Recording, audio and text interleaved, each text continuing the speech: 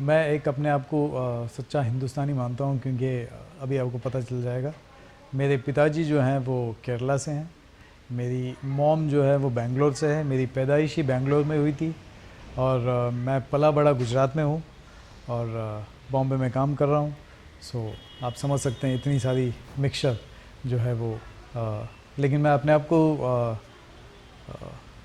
गुजराती ज़्यादा मानता हूँ, क्योंकि मैं गुजराती अच्छी तरह से बोल पाता हूँ और वहीं पला बड़ा हूँ, तो मुझे ज़्यादा गुजरात से बहुत अटैचमेंट है मेरी। तो वहाँ से शुरुआत हुई और पढ़ाई मेरी गुजरात में हुई।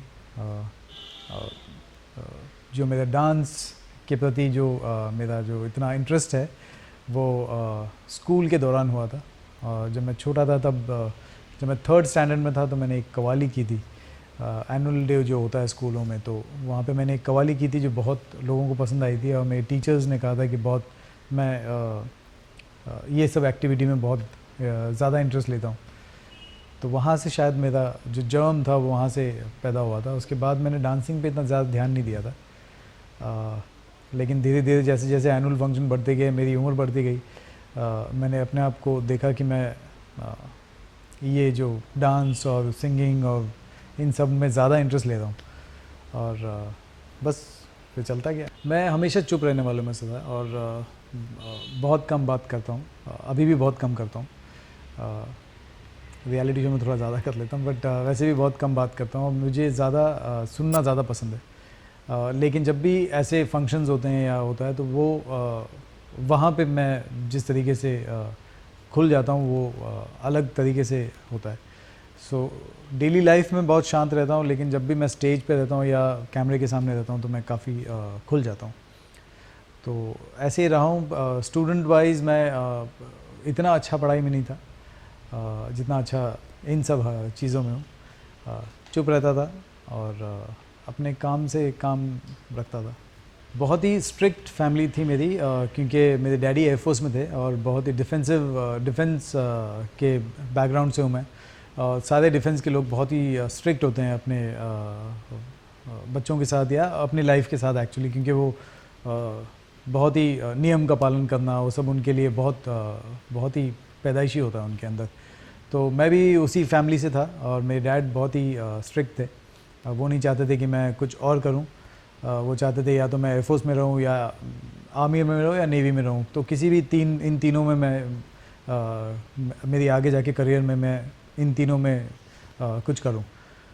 लेकिन मैंने तब तक डिसाइड कर लिया था कि मैं डांस करूंगा और डांस के फील्ड में या ग्लैमर के फील्ड में ही कुछ करूंगा मैं 12th का एग्ज़ाम दे रहा था और मैंने 3 पेपर दे चुका था और तीसरे पेपर के बाद मैंने डिसाइड कर लिया कि मैं ये एग्ज़ाम क्यों दे रहा हूँ और अगर मैं फ़ेल होता हूँ या पास होता हूँ तो इससे मेरी लाइफ में क्या फ़र्क पड़ने वाला है, क्योंकि मुझे जो करना है वो तो मैं कर नहीं पाता हूँ।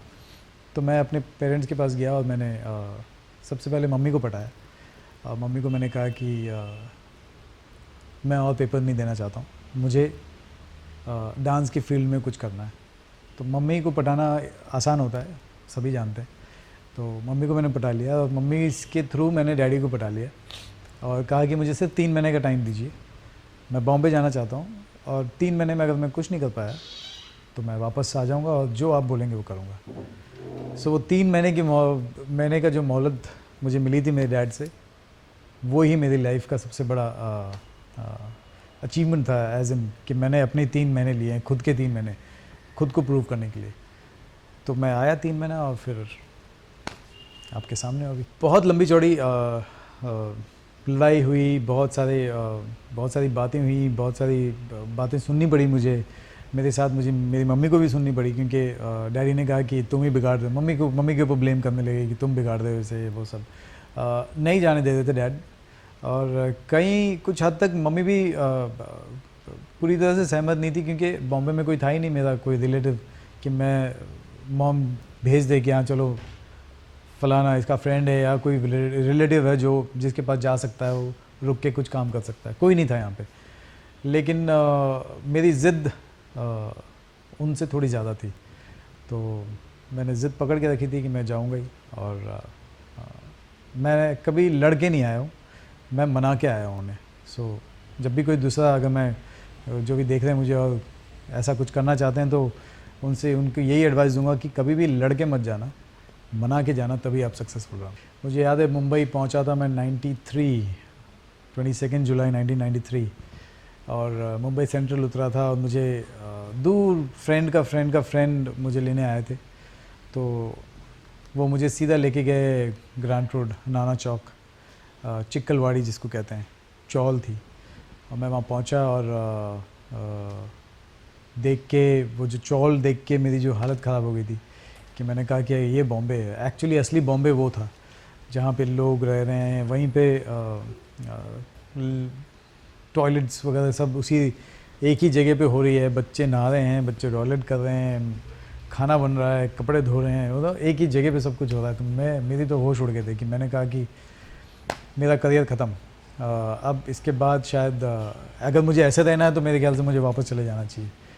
लेकिन थैंक गॉड उस दिन जिनके जहाँ पे मैं गया था, उनके जो फैमिली थी उसमें से जो बड़े भाई थे उनका एक फ़्लैट था मीरा रोड में।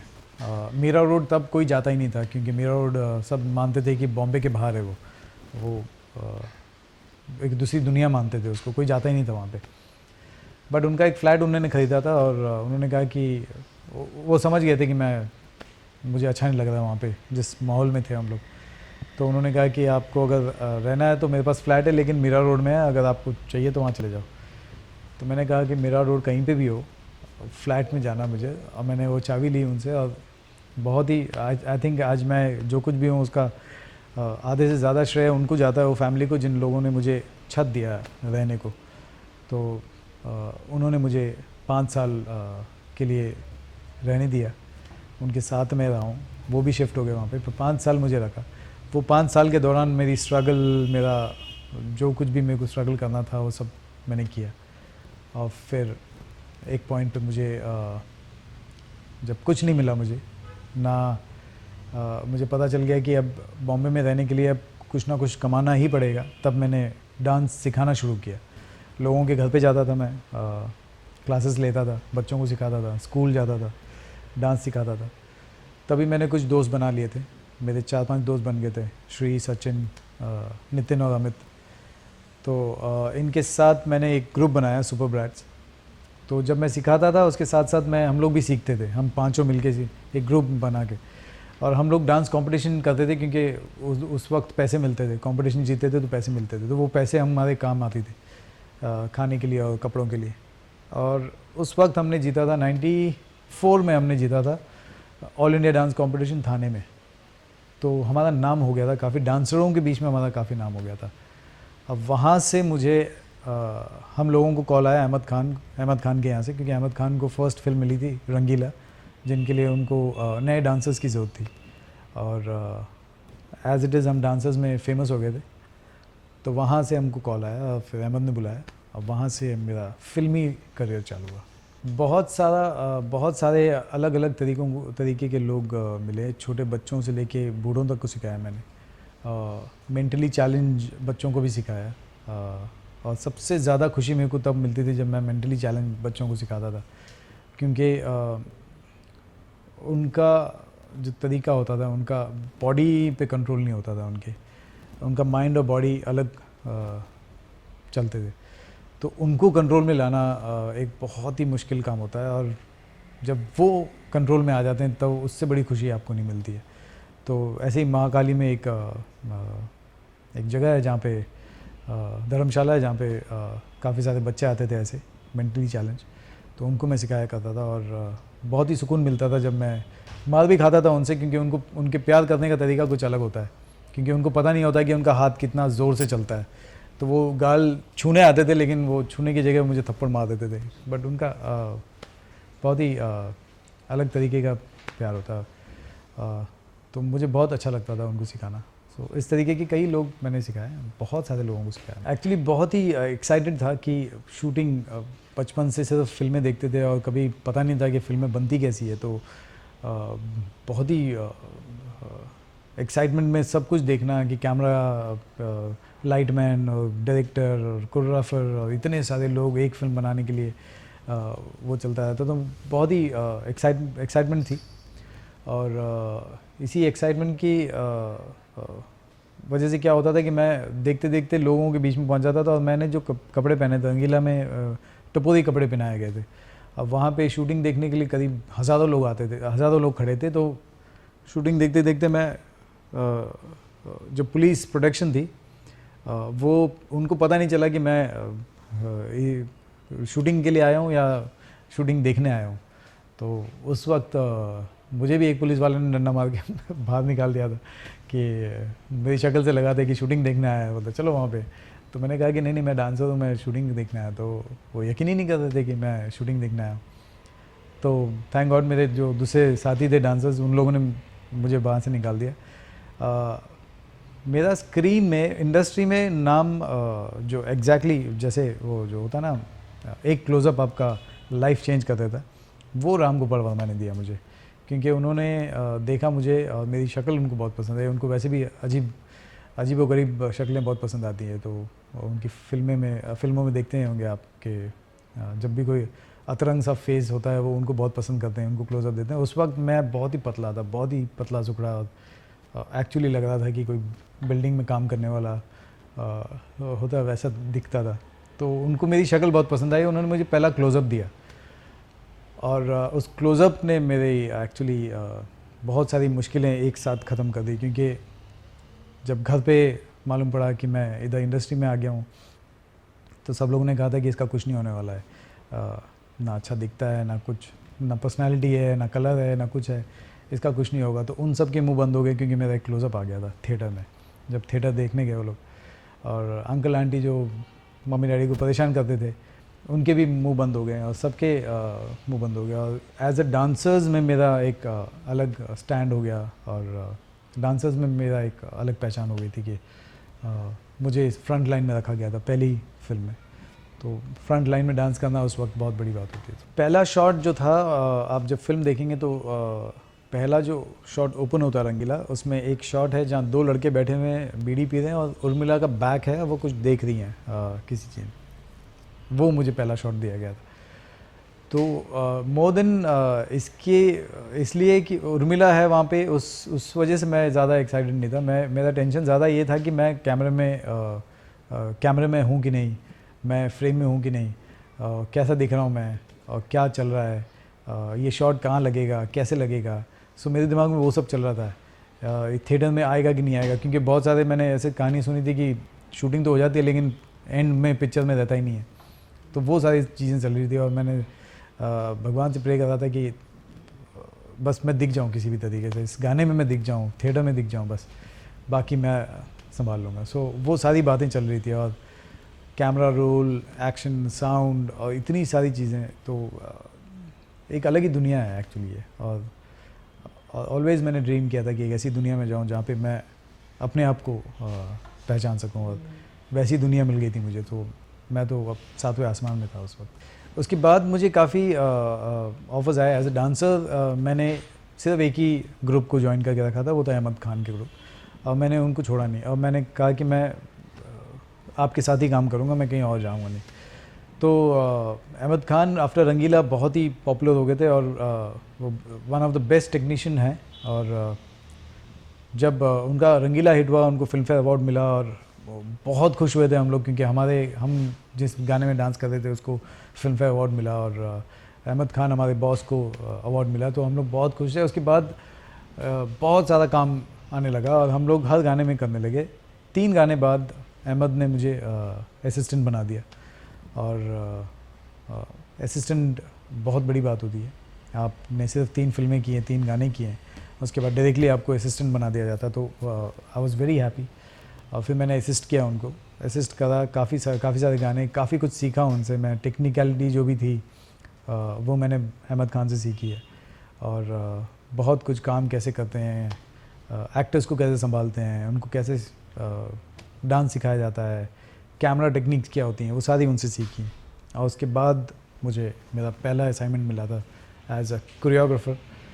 अनुभव सिन्हा ने दिया था मुझे वीडियो का कोरियोग्राफर बनाने। वीडियो एक गाना कर रहे थे, सोनू निगम का दीवाना आया था, उस गाने के लिए उनको एक कोरियोग्राफर चाहिए था। बट बड़े कोरियोग्राफर वो अफोर्ड नहीं कर पाते थे, क्योंकि वीडियो के बजट बहुत कम होते हैं। तो उन्होंने कहा था कि असिस्टेंट को ले लेते हैं, अहमद खान के असिस्टेंट को ले लेते हैं। और वो मुझे पहला ब्रेक मिला। बहुत बहुत सर्वाइव करना बहुत मुश्किल होता था, बट जैसे मैं अहमद खान का असिस्टेंट बना था, मेरी एक फ़िक्स सैलरी हो गई थी और महीने में मैं काफ़ी अच्छे खासे पैसे कमा लेता था मैं। लेकिन जब मुझे पहला असाइनमेंट मिला एज ए कोरियोग्राफर, उस वक्त रिस्की था काम छोड़ना, क्योंकि एक असिस्टेंट बन के तो आप पैसे कमा ही रहे हो, आपकी एक फ़िक्स इनकम है, आपके बॉस जो हैं वो बहुत बड़े कोरियोग्राफर हैं, तो वो तो काम करते रहेंगे, आपको पैसे मिलते रहेंगे। लेकिन अगर आप कोरियोग्राफी में जाओगे तो आपको ये छोड़ना पड़ेगा, और अगर कोरियोग्राफी में आपका काम नहीं जमा तो आप वापस भी नहीं आ सकते हो। सो एक बहुत ही रिस्की सा माहौल था उस वक्त, तो वो रिस्क उठाना बहुत ज़रूरी था और मैंने वो रिस्क उठाया और मैंने कहा कि देखा जाएगा। अब बॉम्बे आना ही एक बहुत बड़ा रिस्क था, वो उठा लिया तो फिर ये तो बहुत छोटी मोटी है। मैंने रिस्क उठाया, मैंने गाना किया और गाना बहुत बड़ा हिट हुआ। और उसके बाद हर महीने मेरे ख्याल से हम 2 या 3 वीडियो करते ही थे और सारे गाने हिट होते थे। दीवाना, जान, याद, हंसराज हंस, सरदुल सिकंदर, कितने मतलब आप नाम ले लो, मैंने सारे वीडियोस किए उनके। इंडिया के जितने भी पॉप स्टार्स हैं सबके वीडियो किए हमने उस वक्त। तो जो पैसे मिलते थे वो उतने नहीं मिलते थे, लेकिन जितने मिलते थे उसमें बहुत ही खुशी होती थी, क्योंकि वो खुद के पैसे होते थे, खुद की कोरियोग्राफी के होते थे, खुद की मेहनत के होते थे। तो बहुत ही मज़ा आता। फर्स्ट टाइम जब कोरियोग्राफर बना था और फर्स्ट टाइम जब टीवी पे नाम आया था मेरा, कोरियोग्राफ बाय रेमो डिसूजा, वो वक्त मेरे लिए बहुत वो था। उस वक्त मोबाइल्स नहीं हुआ करते थे और STD PCO में जाना पड़ता था फ़ोन करने के लिए। तो जब पहली बार नाम आया तब मैं STD पे गया और मैंने घर पे फ़ोन लगाया और मम्मी से कहा था कि टीवी मत छोड़ना, टीवी देखते रहना, क्योंकि आपके बेटे का नाम आने वाला है एज अ कोरियोग्राफर। तो that moment was very special for me, कि पहली बार जब उन्होंने देखा कि टीवी पे नाम आया और बहुत खुश हुए थे। और उनकी खुशी तो अलग ही होती है, क्योंकि उन्हें भी नहीं लगा था कि मैं इतना कुछ कर जाऊंगा। So that was a very special moment for me. बहुत मुश्किल दौर था जब मैं स्ट्रगल कर रहा था यहाँ पे, जब डांसर भी नहीं बना था, क्योंकि जिनके घर पे रहता था मेरे को बहुत बुरा लगता था कि उनके घर पे फ्री में बैठा हूँ, फ्री में रह रहा हूँ, फ्री में खाना खा रहा हूँ, उनका ही खाना खा रहा हूँ, तो बहुत बुरा लगता था। तो उन्हें मैं झूठ बोल के मैं बाहर चला जाता था कि मुझे 2 दिन का काम मिला है, मैं बाहर चला जाएगा। सो 2-3 दिन मैं बाहर चला जाता था। मैं बैंड्रा स्टेशन में आके वहाँ पे भी सो जाता था। कभी रात भर ट्रेन में ही सफ़र करता रहता था। और लास्ट ट्रेन दादर में 2-2:30 बजे की जो लास्ट ट्रेन होती थी, वो वहाँ पे दादर में रुक जाता था। फिर सुबह की ट्रेन में बैठता था और सिर्फ अप एंड डाउन करता था, सो जाता था ट्रेन में। तो ऐसे भी काफ़ी सारे दिन गए और शेयर करने के लिए कोई नहीं था ना। मैं ये अपने घर पे शेयर कर सकता था, क्योंकि मम्मी डैडी बुला लेते वापस, और ना ही मैं इन लोग के साथ शेयर कर सकता था जिनके साथ मैं रहता हूँ, तो वो भी बुरा मान जाते। तो अपने साथ ही अपने अंदर ही रखता था। वर्ली चला जाता था, कभी कभी नरीमन पॉइंट चला जाता था, समुद्र को देखता रहता था पूरे दिन। तो उन्हीं से शेयर कर लेता था, खुद के साथ ही शेयर करता था। मेरी लाइफ में जो अब तक की जो जर्नी रही है, मैंने एक सीढ़ियाँ चढ़ी है। कभी भी ऐसे डबल जंप नहीं मारा है कि 1-2 सीढ़ी छोड़ के मैंने जंप नहीं मारा है। स्ट्रगल करके आया यहाँ पे, लोगों को सिखाया डांस, डांसर बना, असिस्टेंट कोरियोग्राफर बना, कोरियोग्राफर बना और उसके बाद डायरेक्टर बना। तो मैंने एक स्टेज पार किए हैं और हर स्टेज पे एक इम्पॉर्टेंट रिस्क होता है जो आपको लेना पड़ता है। अब वो रिस्क चूज़ करना पड़ता है, या तो आप सेफ चलो या रिस्क उठा के आप एक कदम और ऊपर लो। तो हर पॉइंट पे हुआ। जैसे मैं डांसर से असिस्टेंट बना, तब डांसर की भी पेमेंट काफ़ी होती थी। असिस्टेंट, मैं तीसरा असिस्टेंट था, मैं तीसरा असिस्टेंट बना। तीसरे असिस्टेंट के बाद जब कोरियोग्राफी करना था, तब असिस्टेंट छोड़ना था। पैसे बहुत अच्छे थे, बट कोरियोग्राफी मैंने चूज़ किया, कोरियोग्राफी की। कोरियोग्राफी करते करते मैंने गाने जो चूज़ करते हैं, वीडियो तो ठीक है, जब मेरी पहली फिल्म आई थी दिल पे मत ले यार, वो इतनी नहीं चली थी। उसके बाद मैं 2 फिल्में कर रहा था। एक तो हैरी बवेजा की एक फिल्म आई रही थी, ये क्या हो रहा है, ये क्या हो रहा है, और कांटे। ये 2 फ़िल्में थी जिनके बीच में मुझे चूज़ करना था कि मैं कौन सा गाना करूं और मेरी करियर किस गाने से मेरा करियर चेंज होगा। मैंने कांटे की, ऑफ कोर्स बहुत बड़ी फ़िल्म थी, संजय दत्त थे उसमें, मेरे लिए मेरी लाइफ का भी सबसे बड़ा गाना था। वो चूज़ किया और दोनों में से किसी को बुरा लगना था। हैरी बवेजा जी को बुरा लगा, मैंने सॉरी बोला उनको, लेकिन मैंने ये चूज़ किया। अब मैंने जब गाना चूज़ किया, गाना इतना बड़ा हिट हुआ कि मेरी एक्चुअली करियर का सबसे बड़ा जंप था। उस गाने के बाद पूरी इंडस्ट्री में मेरा नाम हो गया था कि एक गाना चाहिए होता है आपकी लाइफ चेंज करने के लिए, और वो गाना था इश्क समंदर कांटे का। और उसके बाद काफ़ी सारे गाने किए, उसके बाद तो बहुत सारे गाने किए, अच्छे अच्छे गाने किए, बड़ी बड़ी फिल्में की। फिर डायरेक्शन आया। डायरेक्शन भी रिस्क है कि अगर डायरेक्शन में आप कामयाब नहीं रहे तो आपकी कोरियोग्राफी भी इफ़ेक्ट होता है, तो वो रिस्क लिया और थैंक गॉड लोगों को पसंद आई मेरी पिक्चर और आज मैं डायरेक्टर बन गया हूँ। सो कोरियोग्राफी करते करते काफ़ी कुछ आप डायरेक्टर बन जाते हैं आप, क्योंकि बॉलीवुड में बहुत अच्छी बात ये होती है कि जो कोरियोग्राफर होता है वो सिर्फ कोरियोग्राफ नहीं करता है, वो एक्चुअली गाना को डायरेक्ट करता है। तो गाने डायरेक्ट करते करते मैंने करीब 1000 के ऊपर गाने डायरेक्ट कर दिए, डायरेक्ट कोरियोग्राफ कर लिए, डायरेक्ट कर लिए। तो मुझे अगला स्टेप वही था कि मैं एक डायरेक्टर बनूं। तो मैंने सोचा कि पहली फ़िल्म क्या करें, और मेरे साथ एक इंसिडेंट हुआ था, ट्रू इंसिडेंट हुआ था, जहाँ मैंने एक लेम बच्चा जिसकी टांग ख़राब थी, वो उसके ऊपर मेरी एक स्टोरी मैंने सोचा कि इसको एक स्टोरी बनाते हैं। लेकिन मुझे एक ऐसा आर्ट फॉर्म चाहिए था जो स्क्रीन पे कभी आया ना हो। तो आर्ट फॉर्म देखते देखते मैंने छऊ देखा, वेस्ट बंगाल का आर्ट फॉर्म है, वो मैंने कभी स्क्रीन पे देखा नहीं था। तो मैंने कहा कि लेट्स मेक अ फिल्म, छोटी सी फिल्म बनाते हैं। खुद ही प्रोड्यूस और डायरेक्ट की, और ये भी देखना चाहता था कि मैं एज ए डायरेक्टर कितना लेवल तक आ गया हूँ कि मैं बड़ी फिल्म कर सकूँ या नहीं कर सकूँ। तो वो मैंने एक ट्रायल बेसिस पे एक छोटी सी फिल्म बनाई थी जो कि लोगों को बहुत पसंद आई। इंटरनेशनल फेस्टिवल में काफ़ी नाम कमाया और बेस्ट डायरेक्टर का अवार्ड भी मिल गया उसके लिए। उसके बाद मैंने हिंदी फिल्म बनाई। सबसे पहले तो मैंने मना कर दिया था इनको, 3-4 बार मना कर दिया था जब आए थे लोग। मुझे लगा था कि वही सेम बहुत सारी डांस रियलिटी शोज़ होते हैं, रियलिटी शो आ चुके थे उसके पहले, और मैंने सोचा वही वैसे ही होगा, वैसे ही बैठना पड़ेगा और वैसे ही आपको शायद ड्रामा भी करना पड़ेगा।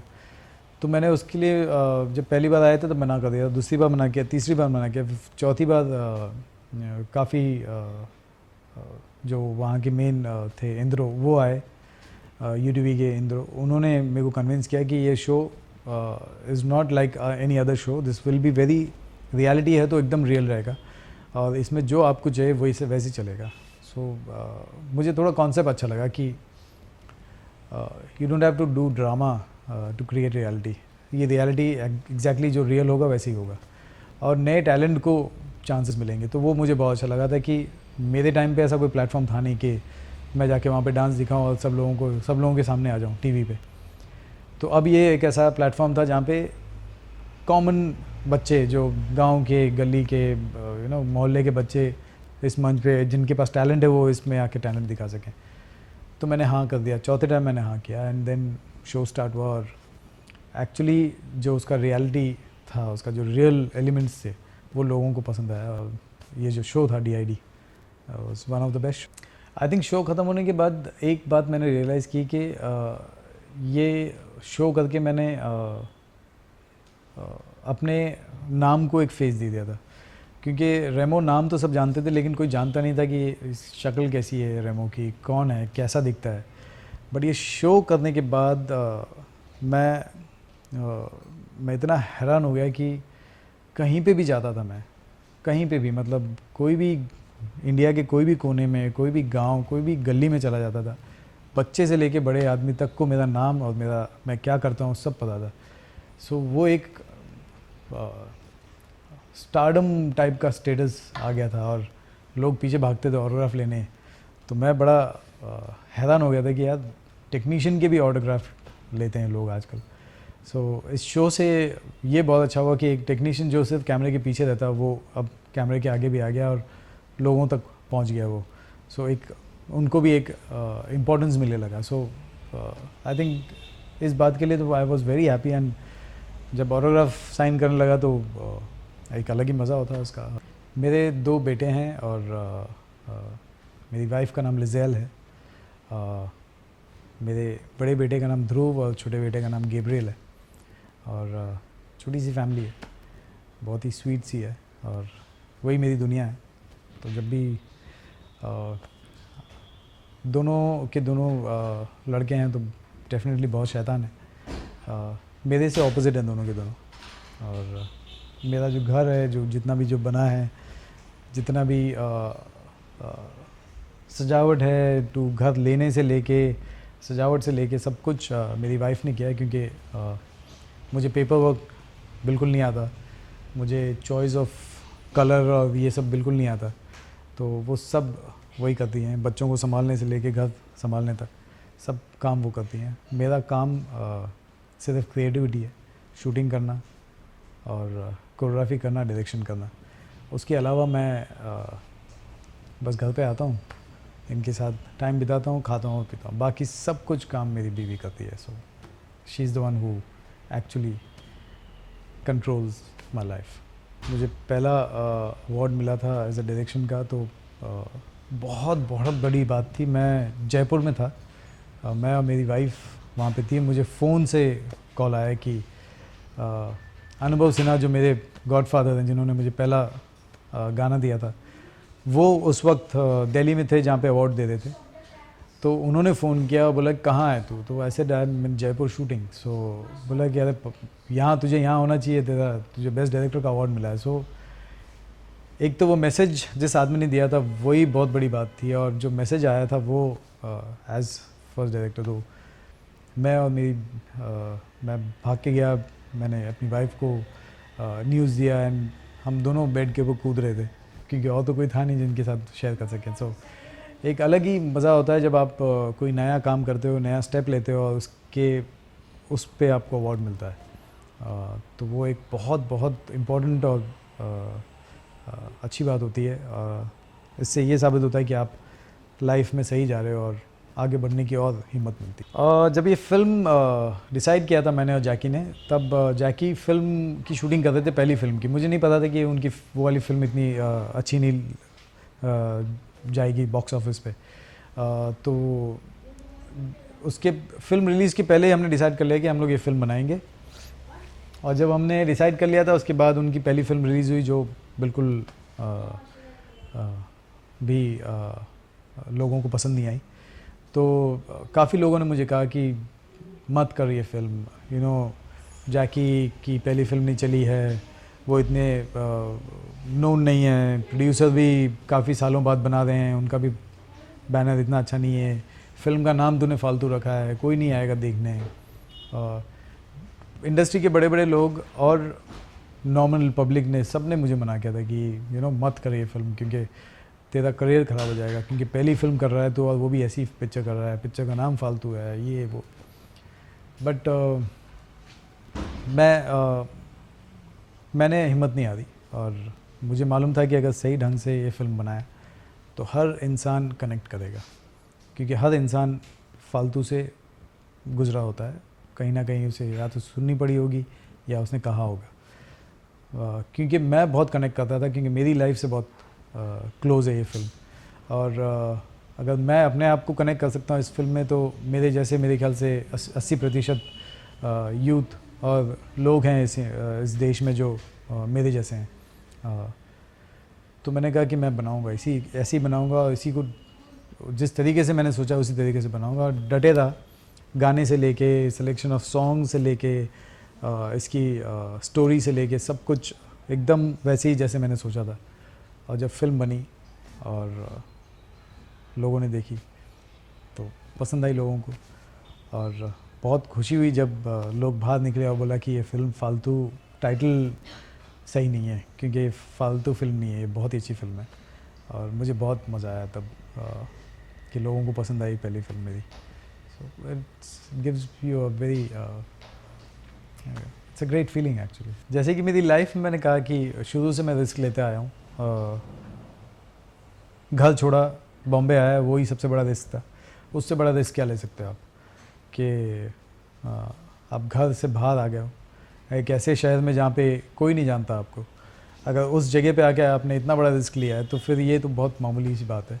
और हर हर पॉइंट पे एक रिस्क लेना बहुत ज़रूरी होता है लाइफ में। या तो वो रिस्क लो और कुछ अलग लेवल पे चले जाओ, या फिर रिस्क मत लो और वही लाइफ जियो जो आप अब तक जीते आए हैं। वही कोरियोग्राफी करो, हर रोज़ उठो सुबह, गाने करो, करते रहो। कब तक करोगे आप? आपको रिस्क लेना बहुत इंपॉर्टेंट होता है लाइफ में, और हर इंसान को रिस्क लेना चाहिए। और जब तक रिस्क नहीं लोगे तब तक आपको पता कैसे चलेगा कि आप लाइफ में सही जा रहे हो नहीं जा रहे हो। सिंपल सी बात है कि जब तक आप पानी में कूदोगे नहीं तो आप तैरना नहीं सीखोगे। सो रिस्क उठाना चाहिए। तो मैंने भी रिस्क उठाए थे। सभी नए लोग थे, from Jackie, Pooja, Angad, Chandan, Riteish Deshmukh and Arshad Warsi also.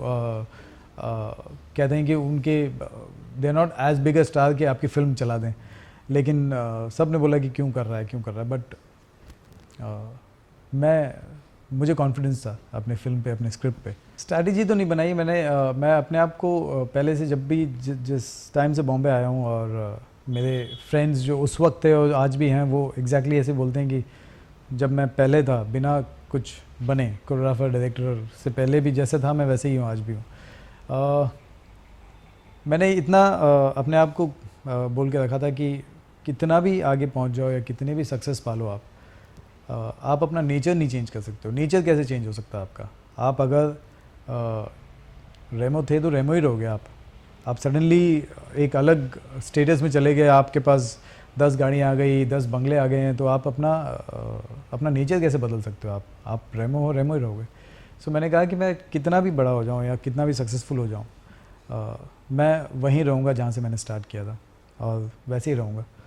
तो मैं कोशिश करता हूँ कि मैं उसी लेवल पे रहूँ, और उसी लेवल से अपने दोस्त, अपने फैमिली, अपने फैंस, अपने फ्रेंड्स, सबको उसी तरीके से मिलता हूँ जैसे मैं आम लोगों से मिलना चाहता हूँ। मैं अपने आप को भी एक आम इंसान ही मानता हूँ। So that's the best way to live actually. बहुत कोशिश किया, बट मम्मी डैडी को पसंद नहीं है बॉम्बे। उनको लगता है कि बहुत ही रश्ड एरिया है, बहुत ही वो है, तो मैं भी ज़्यादा टाइम दे नहीं पाता हूँ। अगर बॉम्बे में आते हैं तो वो आधे से ज़्यादा टाइम तो अकेले रहते हैं। तो उनको वो जगह पसंद है जहाँ पे डैडी ने जब से गुजरात शिफ्ट हुए तो गुजरात में ही उन्होंने प्रॉपर्टी ली थी, तो वहीं पे रहते हैं। उनको वही जगह पसंद है। मेरी सारी बहनें वहाँ पे।